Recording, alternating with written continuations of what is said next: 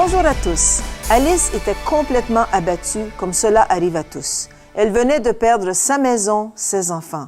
Seule, sans abri et accro à la drogue, elle ne savait plus quoi faire pour sortir de cette situation. Mais regardez. J'étais abattue, je buvais, je me droguais, rien n'allait. J'ai perdu ma maison, j'ai perdu mes enfants, j'ai perdu mes voitures, je n'avais plus rien. Alice Cupette savait ce que c'était que d'être à la merci de ce que la vie lui faisait subir. Mais comment une jeune femme si attirante, avec un garçon si merveilleux et un mariage qui lui semblait réussi, peut en arriver au point de tout perdre? Une insatisfaction profonde ancrée en moi. Et le fait que je ne m'aimais pas, je pense aussi, la douleur causée par les abus. Une douleur aux effets durables, violence verbale, violence physique, rien ne parvenait à la soulager de sa blessure. Je me servais de l'alcool comme d'un anesthésiant. Mais bien vite, l'alcool, même en quantité impressionnante, ne suffisait plus à calmer la douleur que lui causa un mari violent. Comme ce dernier, elle se tourna vers une solution plus radicale, l'héroïne. Alice fut rapidement dépendante et pire, son fils de 7 ans pouvait voir ses parents se droguer et détruire son enfance. Le mariage se brisa, mais le cycle continua. Une autre relation, un autre enfant, une autre dépendance à la cocaïne cette fois-ci. Mais ce cycle destructeur se termina vite le jour où Alice perdit les 2 choses les plus importantes de sa vie, ses enfants. Au fond de moi, je disais, je suis une blanche, je vis dans un quartier aisé, je ne sors pas d'un ghetto, ils ne vont pas me prendre mes enfants. Mais ils le prirent. Les services de protection de l'enfance lui enleva son fils de 8 ans et son bébé de 3 mois. Quand j'ai réalisé cela, oh mon Dieu, qu'est-ce que j'ai fait? Alice était sans abri, accro à la drogue, et elle vivait sous un arbre. Désespérée, elle était prête à tout essayer, même Dieu. Je me suis mise à genoux et j'ai dit, oh Dieu, je ferai n'importe quoi pour sortir de cette situation. Lentement et avec difficulté, Alice changea sa vie. 1 an plus tard, Je ne me droguais plus, je ne buvais plus, j'ai récupéré mes enfants, je sortais petit à petit du trou que j'avais moi-même creusé, mais quelque chose manquait, je ne savais pas quoi. un ami invita Alice à l'église. Assise sur son banc, elle comprit ce qui manquait dans sa vie, une relation avec Jésus-Christ. Même les conseillers ne parvenaient pas à me donner la paix que Dieu m'apportait. Ce jour-là, Alice reçut Jésus dans son cœur et découvrit une paix qui non seulement la guérit, mais lui permit aussi de pardonner son passé. Je ne peux pas changer le passé. Je sais que j'ai fait beaucoup de mal à mes enfants et j'en ai beaucoup de remords. Mais je n'y peux rien changer. Et si je reste bloquée là-dessus, je ne saurais pas avancer et leur donner la vie qu'ils méritent. 7 ans ont passé et Alice est toujours sobre. Elle suivit une formation et reçut son diplôme de travailleur social. Maintenant, elle s'attelle à la licence. Son espoir est de pouvoir aider des femmes à se sortir de la violence et de la dépendance avec Dieu comme source de leur force et non la bouteille. Pour ceux qui sont découragés, sans plus d'énergie aucune, apprenez à connaître le Seigneur. Apprenez à connaître le plan qu'il a pour vous, peu importe ce que vous pensez de vous-même. Vous êtes précieux aux yeux de Dieu. C'est tout ce que vous devez savoir. Puis vivez un jour à la fois.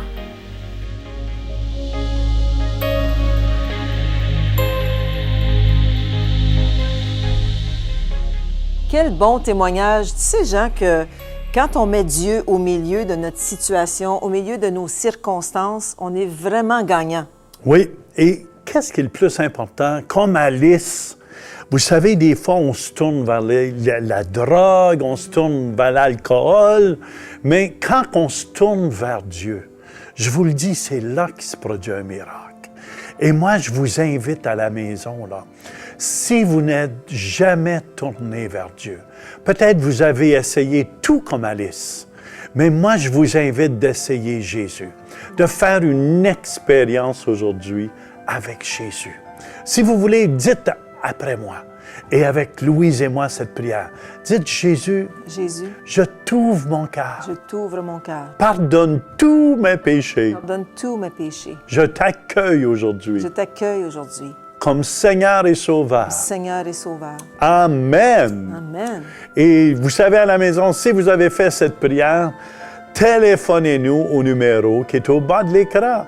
Et même, Louis, si vous avez besoin plus encore de prière, on a des gens qui sont formés, des gens ici pour vous encourager et pour vous aimer aussi, Louise. Oui. Et si vous ne pouvez pas appeler ou vous ne voulez pas appeler, écrivez-nous aussi à l'adresse au bas de l'écran. Ça va nous faire plaisir de lire votre témoignage et de vous connaître. Oui, j'ai entendu des bons témoignages, des gens qui ont été touchés. Dieu exauce nos prières. Dieu entend nos prières.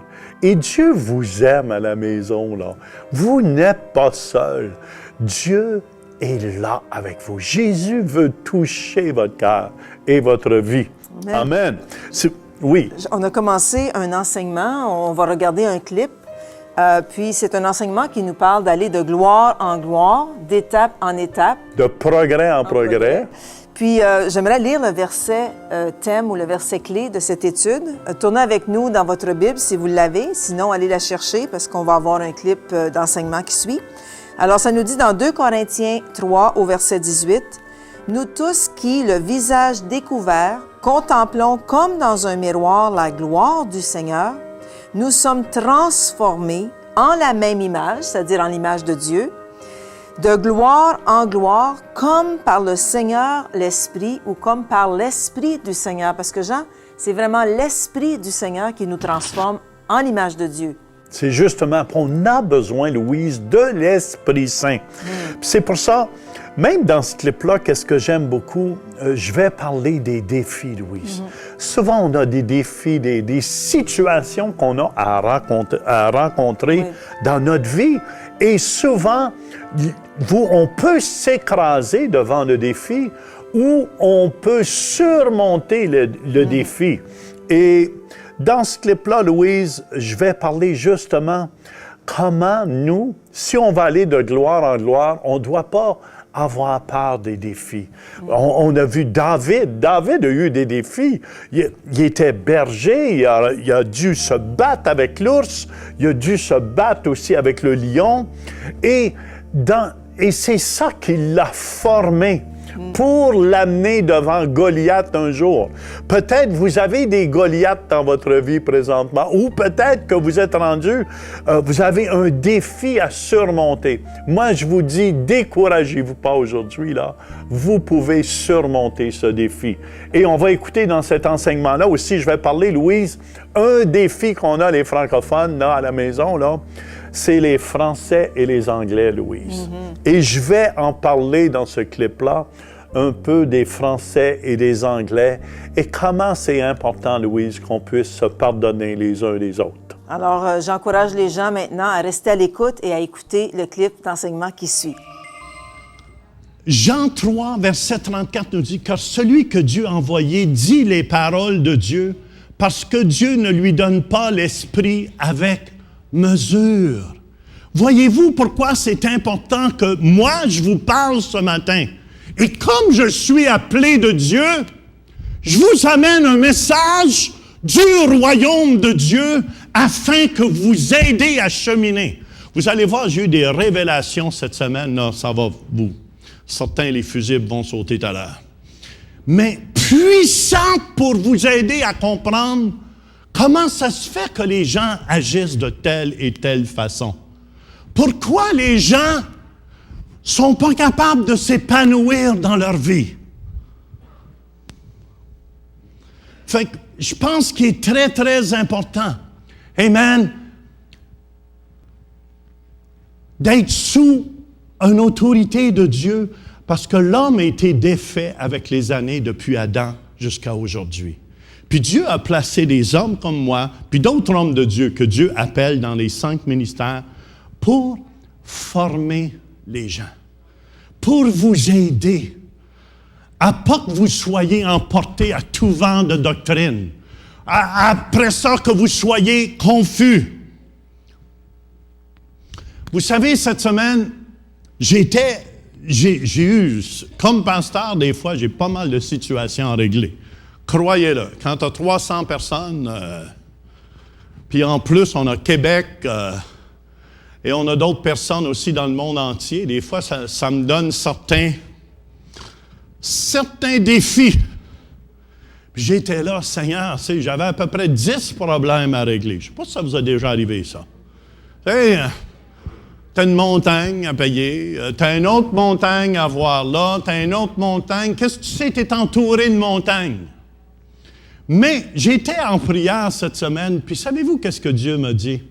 Il dit, Jean, il dit, oublie pas, le défi, si tu as des défis, ça va me permettre d'agir dans toute ma gloire. Ça va me permettre d'agir où tu n'es pas capable d'agir. Quand un défi t'arrive devant ta vie, hey, écoutez, David, s'il n'aurait jamais rencontré Goliath, personne ne connaîtrait cette histoire-là. Vrai ou faux? Des fois, les défis dans votre vie, vous ne devez pas arrêter devant les défis dans votre vie. C'est là, s'il y a un défi, je vous le dis qu'il y a une solution en Dieu pour rencontrer ce défi. Et il y a une solution dans le Seigneur. C'est pour ça que Dieu a choisi des hommes et des femmes du Saint-Esprit. C'est pour ça qu'on a une équipe ici pour vous aider. Alléluia, à cheminer. C'est pour ça que Paul il dit, hey, j'éprouve les douleurs de l'enfantement jusqu'à ce temps que Christ soit enfanté en vous. Ça veut dire, il y avait des douleurs de l'enfantement. C'est comme, des fois, c'est douloureux. Des fois, je vois mes enfants spirituels qui ne comprennent pas tout encore, puis « Ah oui, je comprends tout, gna, gna, gna, gna, gna. » Puis ils s'en vont jouer, puis je vois qu'il y a un gros trou là. Puis « Fais attention, pas de problème. » Puis arrive dans le trou. Puis là, il s'en met « Pasteur! » Il m'appelle du trou. « Pasteur, qu'est-ce qui se passe? Il fait noir. Je viens d'avoir une vision. » J'étais dans mon cercueil. Mais tout ce que je peux leur dire, c'est bien, sors de ton cercueil et sors du trou. Quand tu veux être transformé des fois, j'ai dû apprendre quand j'étais jeune à ne pas mettre la main sur le rond parce que maman m'avait dit que c'était chaud. Puis parce que maman m'avait dit que c'était chaud, Jean, il était expérimenté. Est-ce qu'il y en a qui ont déjà fait ça ici? Non, je ne suis pas le seul ici. Rien que Germaine qui a levé la main. Germaine, on est semblables, ça veut dire. Mais moi, je devais. Tu sais, quand le rond est rouge, là, ça ne prend pas du temps, ça fait pssst. Puis un bout de doigt te reste sur le rond, puis là. Maman! Puis là, maman arrive. Je t'avais dit de ne pas mettre la main sur le rond. Mais le petit a mis la main sur le rond quand même. Des fois, dans notre cheminement, c'est douloureux. Des fois, on ne comprend pas tout ce qui se passe. C'est comme ceux... Avez-vous déjà vu ces programmes à télévision qui font les transformations des femmes? Surtout les femmes qui se font transformer, parce que nous, les hommes, on s'accepte tel qu'on est. Mais tu vois les femmes qui se font transformer, ils se font lever le nez,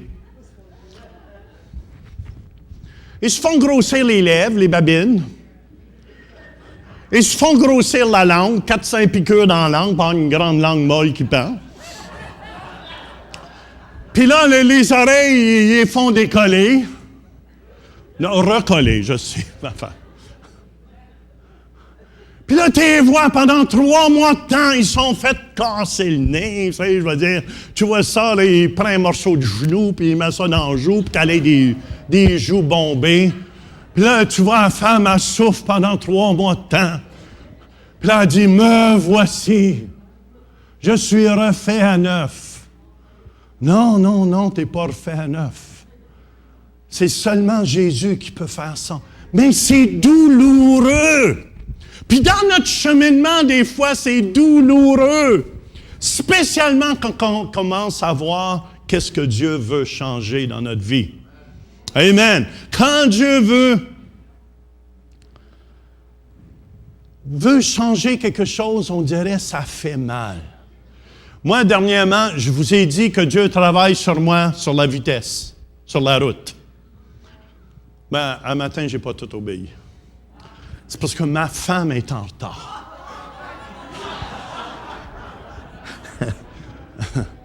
Elle dit, tu vas donc bien vite un matin. Ah, j'ai dit, c'est vrai, mais je le savais. Je faisais semblant, mais elle regarde tout le temps. Il devrait faire des speedomètres, hein, avec des choses, des œillets chaque bord, que c'est juste le chauffeur qui voit.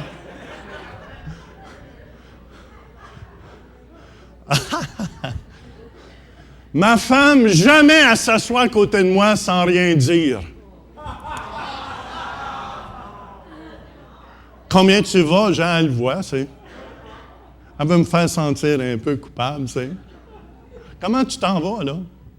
Ben, je m'en vais 110, 115, peut-être proche de 120. Puis là, quand elle me dit ça, je descends.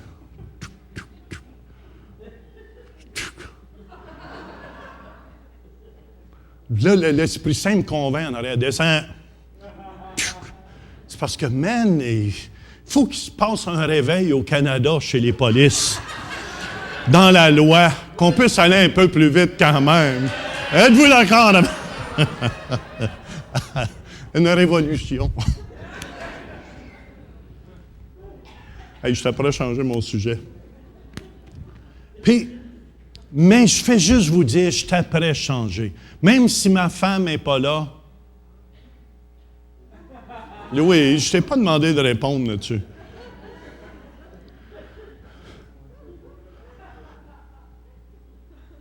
L'Esprit de Dieu me convainc de descendre.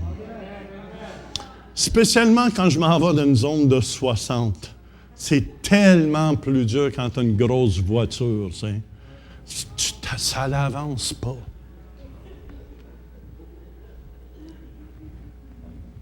Mais écoutez bien, écoutez-moi ce matin, c'est ici que je veux en venir.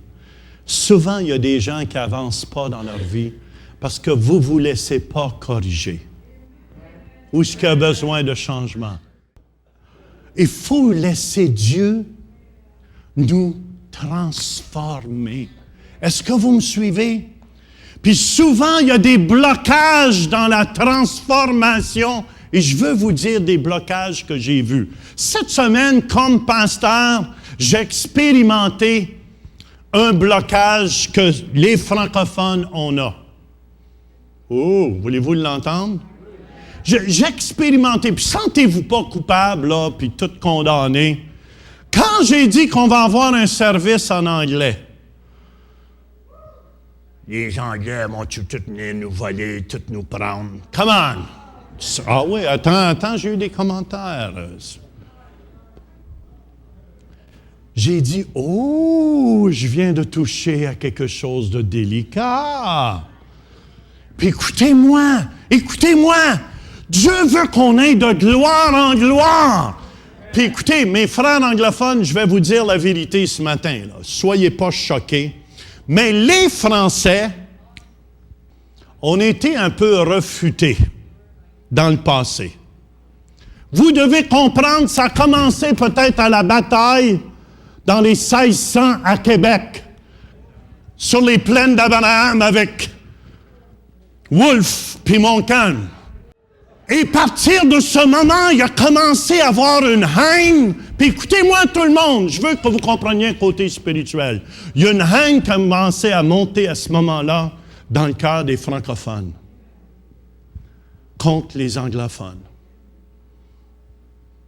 Puis il y a une haine qui a commencé. Moi, je me souviens, quand j'étais jeune à l'école, là, on était peut-être 500, 600, 700 francophones dans l'école, puis il y avait à peu près 30, 40 anglais. Ah, mon Dieu! Quand on voyait les Anglais passer, je m'excuse les frères anglophones, là. Quand on voyait les anglophones passer, les têtes carrées, les protestants, la gang, mais écoutez bien, on a appris ça de nos parents. C'est venu d'une génération après d'une autre génération. Vous savez que l'esprit s'attrape. Et je crois qu'il y a encore des chrétiens qui sont pris avec le non-pardon face aux anglophones. Come on, on ne peut pas avoir ça. On ne peut pas avoir ça si on veut avancer dans le royaume de Dieu. J'espère que ça a touché vos cœurs. Et c'est un sujet, Louise, un peu qu'on ne parle pas beaucoup dans les médias parce qu'il y a tellement eu un non-pardon. Moi, je me souviens quand j'étais jeune, là, à la maison, là, on pouvait pas... On avait une haine qu'on grandissait contre les Anglais. Et le seul temps que cette haine a disparu, moi en tout cas dans mon cœur, c'est quand j'ai accepté Jésus dans mon cœur et dans ma vie. Et ça ne veut pas dire que tout est rendu parfait aujourd'hui, Louise. Ça veut dire que c'est un défi qu'on a, les francophones, amen, à apprendre à aimer. Et je sais qu'il y a eu des blessures. Je sais spécialement qu'il y a eu beaucoup de blessures chez les francophones. Moi-même, j'ai été écrasé comme francophone. Mais j'ai dû apprendre à pardonner, Louise. J'ai dû apprendre à pardonner. On dirait que je me sentais toujours méprisé. Puis il n'y a pas juste ça dans le sujet aussi. Souvent, nous, moi, je suis né en Ontario et souvent, les francophones d'Ontario, on se sentait rejetés, même des Québécois, parce qu'ils disaient qu'on n'avait pas le même accent qu'eux. Fait que c'est important qu'on puisse saisir à la maison là, l'amour de Dieu. Parce que sans ça, il y a toujours un rejet qui se vit à travers notre sang. Et c'est normal, on veut se faire respecter dans notre culture, Louise, aussi. Puis souvent, quand on rejette ou qu'on est rejeté par les autres, ce que ça fait un blocage. Comme tu disais dans l'enseignement, ça bloque ce que Dieu veut faire dans nos vies. Alors, c'est important qu'on puisse pardonner. C'est justement, puis c'est une haine qui nous a été mise dans nos cœurs, Louise, là, de nos parents. Moi, mon père, déjà, quand j'étais jeune, les têtes carrées, puis ma mère aussi, puis on a grandi, et c'est une haine un peu quand on rencontrait un anglophone. Puis le seul temps que ça peut partir, cette haine-là, ça me fait penser un peu avec les Indiens, on va en parler dans la prochaine émission, ça. Et nous, les francophones, c'est vrai qu'on a été abusés, puis on a été rejetés. On a été rejetés souvent par la masse de la population. Puis moi, je veux vous encourager, si vous êtes francophone aujourd'hui, Jésus veut guérir nos cœurs. Il ne veut pas qu'on reste dans la haine. Parce que si on marche continuellement dans cette haine-là, Dieu nous dit que si on ne pardonne pas, lui non plus ne peut pas nous pardonner. Moi, je veux vous encourager à la maison. Je sais peut-être que vous avez peut-être raison, comprends-tu, de toute la critique. Puis on a été abusés, c'est vrai qu'on a été abusés, mais quant à l'amour de Dieu, Dieu nous donne une force surnaturelle. Puis souvent, Louis, ça vient des générations de nos grands-pères, de nos grands-mères qui ont peut-être souffert de l'abus et aussi d'un mépris des anglophones. Puis nos parents aussi, je me souviens que nous, on ne pouvait pas jouer avec nos amis anglophones à cause que c'était des protestants. Comme tu as dit à la fin de l'émission, à cause qu'on était, nous, catholiques, eux, protestants, ça faisait déjà une autre barrière qui nous empêchait d'aller vers nos amis anglophones. Et c'est des barrières de haine qui ne devraient même pas exister. Quand tu as l'amour de Dieu dans ton cœur, là, ça ne devrait même pas avoir une haine. Puis moi, ça m'a pris beaucoup de temps parce que, vous savez, j'avais beaucoup de haine aussi dans mon cœur. Puis ça a pris seulement l'amour de Jésus qu'elle vienne dans mon cœur. Puis je la comprends, la souffrance des Québécois. Je la comprends, cette souffrance-là. J'ai souffert aussi. Puis faites-vous-en pas, les Québécois, on peut dire, oui, mais nous, on est avec les Français. Mais n'oubliez pas à la bataille de Wolfe, là, les Français nous ont abandonnés, les Français de France. Puis j'ai dû même avoir un pardon pour les Français de France aussi. Ça veut dire qu'on était un peuple rejeté et Dieu veut amener la guérison aujourd'hui dans nos cœurs. Jésus veut amener la guérison dans nos cœurs. Puis moi, je vous dis, si on ne pardonne pas, Dieu ne peut pas non plus nous pardonner. Puis je vous le dis, c'est ça qui va libérer le peuple francophone.